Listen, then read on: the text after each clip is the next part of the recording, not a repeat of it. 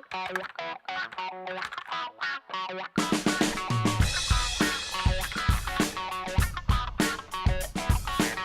aconteceu, o senhor fez uma crônica e alguém se identificou com essa crônica e foi até o senhor. Isso já aconteceu alguma vez? E como foi? Já aconteceu porque ele era o objeto da crônica. E eu disfarcei de todas as maneiras possíveis e ele ficou contente.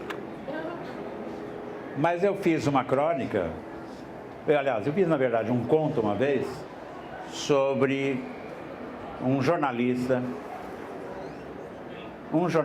e uma namorada em que ele maltrata a mulher.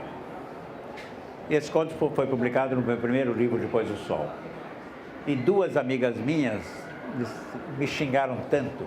Como é que você pode maltratar tanto uma pessoa? Como é que você pode ser assim? Eu falei, mas não sou eu. Claro que é você. Claro que ela tem. Eu falei, mas quem é ela não existe. E aí a pessoa achar, eu já disse isso, que você é o personagem. E aí eu me coloco lá dentro do jeito que eu quiser. Entende? Agora, a gente tem que ter coragem também de colocar os nossos defeitos.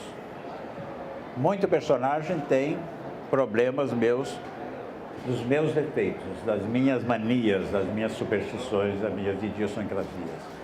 Mas assim, de um cara ter sido personagem, acho que eu lembro que foi essa vez só, mas ele gostou. Para ilustrar a crônica, para você é melhor foto ou desenho? Nada. Nada, porque na verdade a foto vai ser a interpretação dele. E o desenho vai ser também a interpretação dele. E o que eu quero é que a interpretação seja do leitor, a partir do meu texto. E te digo por uma razão muito simples. Que vai lá atrás, meus filhos tinham lido 20 Mil Léguas Submarinas, do Júlio Verne, e adoravam.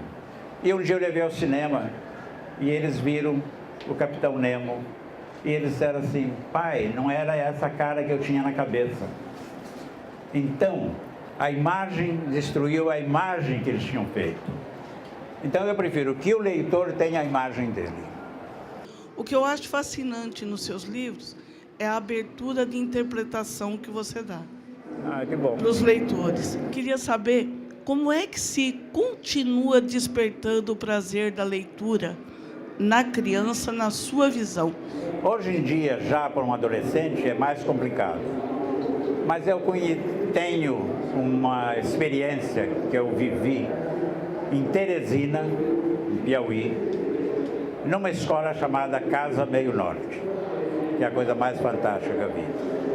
Me levaram para uma escola de 600 ou 700 alunos, no pior bairro de Teresina, num reduto de bandidos, traficantes, assaltantes, prostitutas e tudo isso. E estava lá. Essa escola é uma das escolas onde os alunos mais leem livros. Esses alunos são filhos daqueles traficantes, bandidos, assaltantes e ladrões. E era a pior escola de Teresina.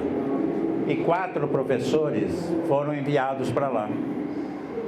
Professorinhas. E aí, essas professoras pegaram uma loucura pela frente, que era farra, briga, ninguém... E as 4 começaram o quê? A contar a história. No primeiro dia ninguém ouviu, no segundo dia ninguém ouviu, no terceiro dia um ouviu, no quarto dia, e elas contando histórias. E acabavam de contar histórias, falaram assim, pode sair. Depois de um mês, a classe já começava a ouvir. E depois de 2 meses, a classe já estava em silêncio. E aí elas começaram a trazer livros e ler livros. E aí um deles pediu emprestado o livro, e essa caminho foi muito curioso. E esse que ele emprestou o livro, falou, eu vou contar a história do livro hoje. E ele contou. E aí ele foi o herói do dia. E um outro começou, e aí elas começaram a incrementar a coisa de ler e de contar. Depois de 8 meses, elas passaram a dar o currículo, geografia, história, matemática, por meio de histórias. Criavam um artifício, uma artimanha, uma coisa, e passavam um problema de matemática através de uma história. Essa escola já ganhou vários prêmios pela produtividade, pela criatividade. Eu estive lá, entrei na classe, um silêncio, limpinha a classe, nenhuma janela quebrada em toda a escola, nenhum grafite nas paredes da escola, mas nenhuma grade. Meu filho um dia chegou e falou: pai, eu não estou entendendo esse livro, Memórias de um Sargento de Milícias, um clássico. Eu falei: você não está entendendo? Porque não é a linguagem. Ele falou: mas eu não entendo as palavras, eu não entendo as palavras das pessoas como elas falam. Eu falei: porque não é a linguagem que você foi acostumado. Então, para você, esse livro é chato. Então, o que eu digo, o que a gente tem proposto é assim: começa pela literatura contemporânea. Se quiser, dê para ler o Crepúsculo, tudo bem. E vem puxando para o Brasil. Temos escritores brasileiros muito interessantes, sabe? De Pedro Bandeira, de Ruth Rocha e de Lígia Bourgeois, vários. Começa a puxar pela literatura contemporânea e à medida que eles avançam na idade, você recua até chegar em Machado de Assis. Aos 18 anos, eles vão ler Machado tranquilamente. Então tem que começar pelo prazer da história, prazer da leitura. Sem o prazer não adianta. Obrigar a ler. Eu lembro uma vez, eu cheguei num colégio de jesuítas em Juiz de Fora e a meninada estava lendo Dom Casmurro. Jovenzinhos. Eu falei: mas estão lendo e estão gostando, eles não param. Eu falei: mas como é que foi? Eu falei: o professor um dia chegou e fez uma lista de livros e fez um pequeno resumo, ou trailer, de cada um dos livros. E quando chegou no Dom Casmurro, ele disse: é a história de um sujeito que ele desconfia, que ele acha que ele é corno, mas ele procura saber se ele é corno ou não. Então ele fica assim, sabendo, ele vai. Todo mundo foi ler. E aí, por um ardil, eles acabaram lendo o livro. Os trailers de novela e tudo não atraem. Por que a gente não atrai também por isso? Um detalhe do livro. E leva lá. Eu acho, tem muita gente que fala assim: quais foram os autores que te influenciaram? E eles esperam que eu diga Machado de Assis, Guimarães Rosa, Ulisses, James Joyce. Eu digo assim: os livros de Tarzan, a coleção Terra Mariar, da Editora Nacional, que era tudo livro de aventura, os livros de pirata, Pinóquio, Barba Azul, nossa, eu adorei Barba Azul, e os contos de fada. E aí eu um dia li livros. Não desprezo esses livros, que são bons livros. O senhor morou, viveu durante um tempo como bolsista, se não me engano, na Alemanha, durante quantos anos? 2. 2 anos. E isso foi no tempo que as Alemanhas ainda estavam divididas, aquela coisa da Guerra Fria, um tempo bastante complicado. Essa experiência, na sua vida enquanto escritor, claro, na vivência pessoal também, evidentemente, dadas as distinções de países, culturas e tudo mais, em que medida isso influenciou, interferiu positiva, negativamente? O que pode ter mudado a partir dessa experiência tão contrastante com uma realidade saída de Araraquara, por exemplo, do interior do estado, de São Paulo mesmo, que já conhecia certamente e tudo mais. O que foi de importante essa experiência? Essa pergunta me fazem de vez em quando, e eu vou te dizer o seguinte: na hora que eu morrer, algum crítico, teórico ou ensaísta vai ler as minhas coisas e vai dizer assim: a partir da Alemanha ele mudou aqui. Eu não sei te dizer.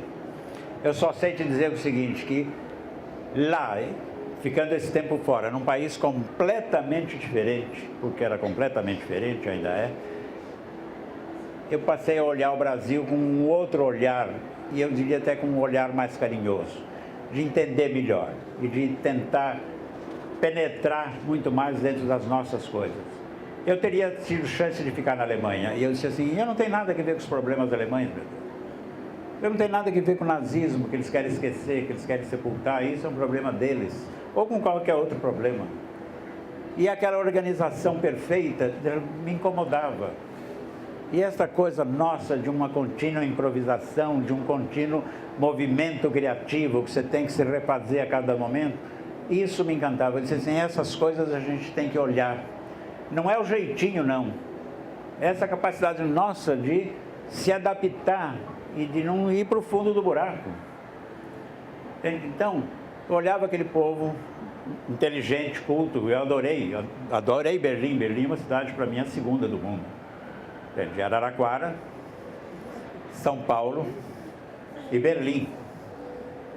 Paris está ali do lado. Mas adoro Berlim. E hoje é uma cidade muito interessante, agora que caiu o muro. Mas vivi essa cidade que era neurótica, que para onde quer que você fosse, não tinha saída, tum no muro, e o muro, meu amor, era dessa altura. Só que se você pulasse, você estava morto. Era uma coisa assim, e você olhava e não entendia, porque do lado de lá, era 50 metros, e era outro país, outro mundo, outra civilização, outro pensamento, outro tudo. Aquilo na cabeça. Aí de repente percebi que a gente tinha aqui também um muro.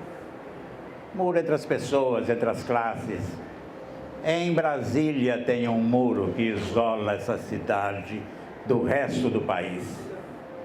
Esse, nosso muro está lá. E aquele muro não sei se cai. Mas foi um país muito interessante. Pena que eu não estava na hora da queda do muro. Mas foi um mês depois. Gente, muito obrigado. Até a próxima vez. E é isso.